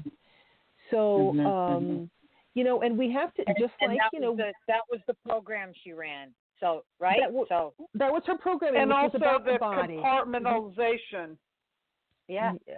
What do you mean? There's compartmentalization, which means within our own selves, sometimes the left hand doesn't know what the right hand is doing within our own deepest self, the programming of the subconscious, not just from alternate lifetimes. I'm not going to say past lives because it's all happening in different timelines, but you said something about the entertainment industry when I think you were talking about Sophie. I didn't hear the whole story, but the entertainment industry has done a lot of damage. Hollywood, the Hollywood, because back in ancient times, the magic wand was very important. It was made out of Hollywood. That's what it was made out of. And now we have Hollywood casting spells of people unaware, and the entertainment and TV and programming wanting to program and control our subconscious mind, and it creates alters within the personality. Exactly. And even the most spiritual people can have these alters because it's all part of that MK Ultra dark agenda that nobody wants to look at. Nobody wants to look at these dark pieces within ourselves, and none of us are immune to this programming on this planet. So what we're doing is bringing all of our pieces and parts together to let them be seen, loved, no matter how dark they are, into polarity integration. So a lot of this stuff without the understanding of MK Ultra, she held a lot of it, but she probably didn't even understand it because her role was to work in the horizontal fields and plant a lot of seeds with a lot of people. And some of us work with maybe less people and work more vertically. And, those seeds that were planted, we're helping to pull the roots up and different things like that. So we're helping to clear some of that programming. Not everybody has. It just depends on your contract. Wow, and we rewrite our own contracts. We rewrite our own contracts, which means we had a contract imposed upon us from fine print. Remember, Andrew Bardis talked about the fine print and all that stuff at that thing. Not everybody is aware of what that is, but if you don't like what your fine print contract is, you can cancel all your contracts. And then that takes a lot of work. It's not you just verbally say, I cancel all my contracts. That might not be enough. It's a thing of constant work of looking at the self, feeling the feelings. It's the in-depth study of self-knowledge. That's what gnosis is. Know thyself. Gnosticism,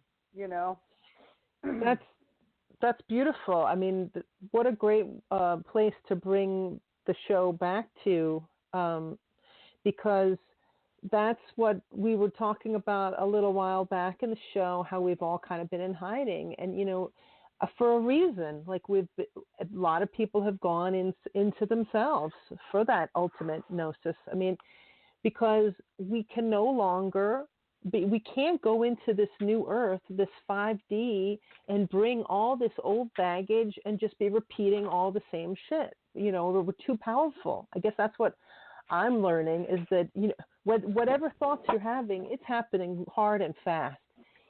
And I think we're going to skip 5D. We're going to skip 5D because of 5G, and it's just multidimensionality with no label in any dimension. We're multidimensional.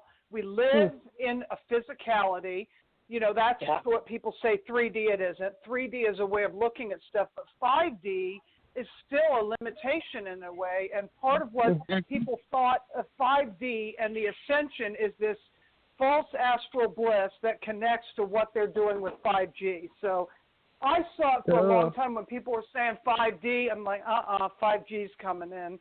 And 6G, I've already heard that's out. That's going to be less harmful because it's going to be in the infrared. So let's see if that really happens.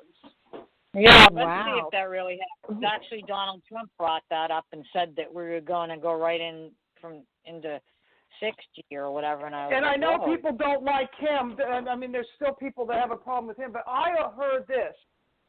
He got rid of the chemtrails. Now, I haven't seen that yet, but maybe that'll take a while to go into effect. And if that's the case, that's wonderful. We all have to detox our body from barium, aluminum, and strontium. Oh, yes.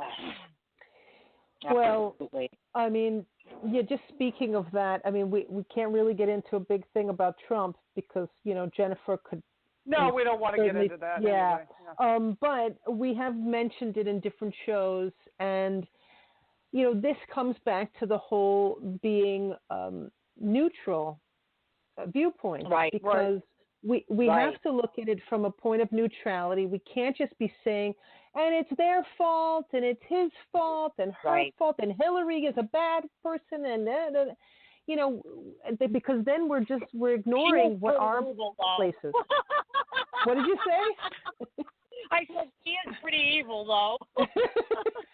Just have to look at energy structures. When one can read energy signatures and look at the structure of the overlays of what's over the human body, one will know the truth in love with no judgment.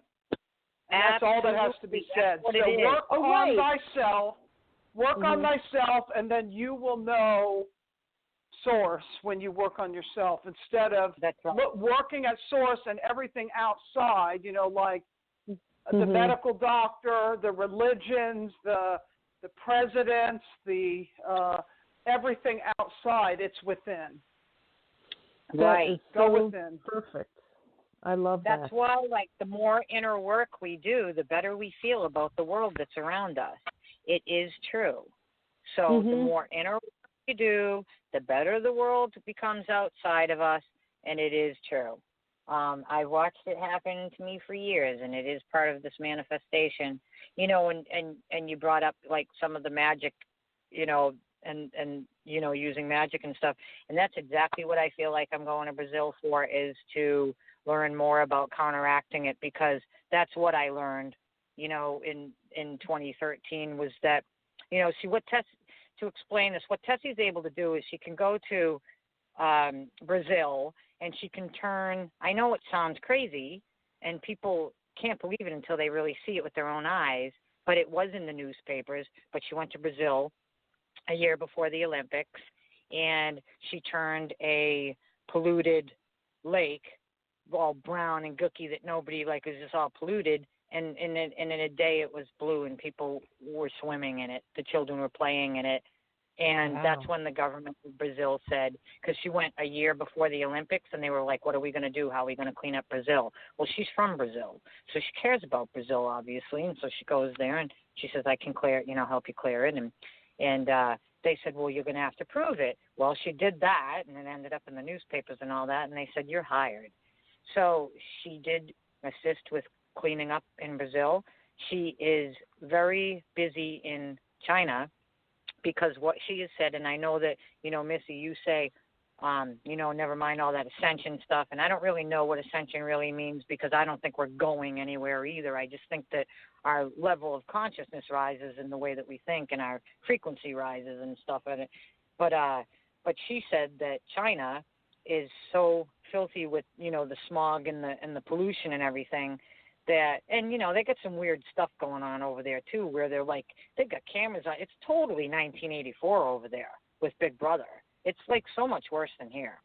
And they're watching everything that they do. They're on monitors constantly, the people in China. It's crazy. I don't know what areas of China, because China's huge, but it's pretty bad that it's going on over there. They've got millions and millions of cameras on these people. I don't know why they're putting up with it, but they are. So anyway, they've got the smog.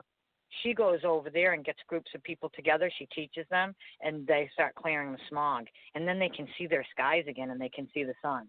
And so this was something they couldn't do before until she started coming around and teaching them how to do it.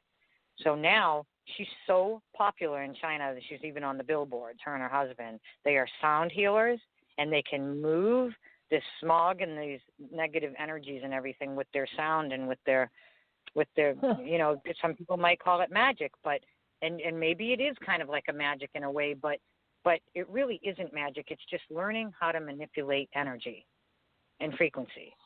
It's, of course, it's something we all have the ability to do, to move energy. And that's what healing is being a channel of the energy. I mean, if you want to believe in the word healing even. Right. But that sounds amazing. And that sounds, so there you go. So there's a place like Hollywood, which is casting spells and doing mass programming of all of us. And yet we can acknowledge that and then say, well, I'm going to learn how to do my own, your own kind of energy work, your own kind of magic to counteract that. And I think that's great. The more of us that are learning, and you notice how it's women. That's a woman leader doing that. You're a woman going to get the training. I bet you there's more women, and it really is the time of the divine feminine. Yep. Right. It is a woman, and it is her husband who assists her. I know several people that have this, where it's the woman and the husband is the assistant. That's awesome. I love that. Several. Gosh, we only have 6 minutes left in the show. So I think we should try. Gosh, I would love to keep talking, but I think we should focus on wrapping it up. So I just wanted to ask, is there any final comments you both want to share with our listeners, or anything that they need to be checking out where you're going to be? Are you going to be putting on some shows or whatever? I would love to leave everybody with a quick message of self-healing, which is that everything is fractal. Therefore, you're fractal as well, meaning that your body is made up of trillions of cells, and your mind is what governs them. So if that's true, then the way that you think has everything to do with your health in every way. So anybody that wants to get into self-healing, it starts with the way that you speak to your cells and the way that you communicate with them and what you're telling them. That's brilliant. Thank you. Thank you. That is information from Bruce Lipton. Oh, Bruce Lipton, I love him. He's great. Yes. We are the creators of everything. So that's a brilliant note to leave it on. And thank you for that great advice. And you've given a lot of other great ideas throughout the show. So anybody who's just joining the show now, check it out. Listen to the replay. And my email is healingheartchakra@gmail.com. That's my email for now anyway. My other one got really bogged down, so I don't even give that one out anymore. It's okay. Healing Heart Chakra is your... And then I'm Jennifer Galligan. At Gmail. At gmail.com, And I'm Jennifer Galligan on Facebook, and also there is that AKA Jennifer of the Cosmic Jungle there. So, and I'm from Dudley, so that's who will come up. I guess there's a lot of Jennifer Galligans. I'm not the only one, but some of them took that name and it wasn't really theirs. So I don't know what's up with that. But anyway, that's crazy. Well, we'll just say there's a picture that's going on the player of you in Peru, the Jennifer Galligan picture. So if people see that, that is your Facebook picture as well. So, gosh, it's been great having you. Don't leave the show. We're going to ask Missy what she has to say, what her final comments are for people listening to our show. Indeed. Yeah. Just want to give shout-out hellos to all of our old friends that may be listening, like Belinda Wake, if she happens to be listening to either live or the podcast, and connecting with all these old friends again is great. And to follow me on Facebook, and my email is Hill, Hill, Night, Nite, Vision, Vision, @gmail.com. Now, this is interesting that I was approached recently from Wendy Owens. It's only been about 2 weeks ago. She said, we're going to be doing radio again. And I told you I felt like I had thrown in the towel, and that's because of some other things I don't necessarily want to get into this time. But I'll just say this. We're going to be spending more time at the beach of Edisto Island. I can tell more about that another time. That sounds great. It's not the time to get into that too much, but that's a grid work thing. So I am doing the Vortex tour. So with Wendy, the Sound Alchemy with the Paradigm instrument, and the Galactic, if you want to call it that, whatever you can call it, whatever. Trade name of it, Vortex tours, and with the Night Vision. the third generation night vision goggles that look into the infrared spectrum. It takes, you hardly need any light particles, and you can look, 250 miles into deep space, and we look at the sky, at the stars, and we look for UFOs or whatever weird anomalies. And we'll be going around to these sites in western North Carolina and also in the Asheville area. And I do the Biltmore Village Mystery Tour, which is part of the Haunted Asheville Ghost Tours. Joshua P. Warren's Haunted Asheville Ghost Tours, who happens to actually be in town. He is right now, and just did a segment about the Brown Mountain Lights for the Travel Channel, and I'm going to be meeting him for dinner tonight. So that's going to be a fun evening, and we'll be hearing more about that. He's actually in Las Vegas and does what's called for people in Vegas, you might want to check this out, the Creepy Vegas Ghost Show, Ghost and UFO Show. Used to be a tour, but now it's a show, and it's constantly changing. Learning the weird anomalies in Las Vegas. So, there's just so much happening. I would say right now, get real with yourself, love yourself, all your pieces and parts, even your dark and shadowy pieces, and make it fun, make it like we're in a play, and you have to play all these roles. You might play the angel, and you might have to play the fallen angel in your own life, because all the world's a stage and we are merely players, right? But we are also the writers and directors of our life when we get to that awareness, and we can choose what we want to manifest. May take a little time, but sometimes the time element is for our protection, but I think it's going to be manifesting a lot quicker. So it's all about getting clear sometimes on what we don't want, so that way we can focus on what we really do desire. And with that, I say happy trails to everyone. Namaste. Wow. Beautiful. Missy Hill, thank you so much. Right. Thank you. We're in our last 20 seconds of the show, so I'm going to take the mic. Thank you, these two beautiful women, two great sisters. Love you both. Check me out. I am Claudia Helmke Miller on Facebook. You can go to wholeearthhealing.com. It's my website.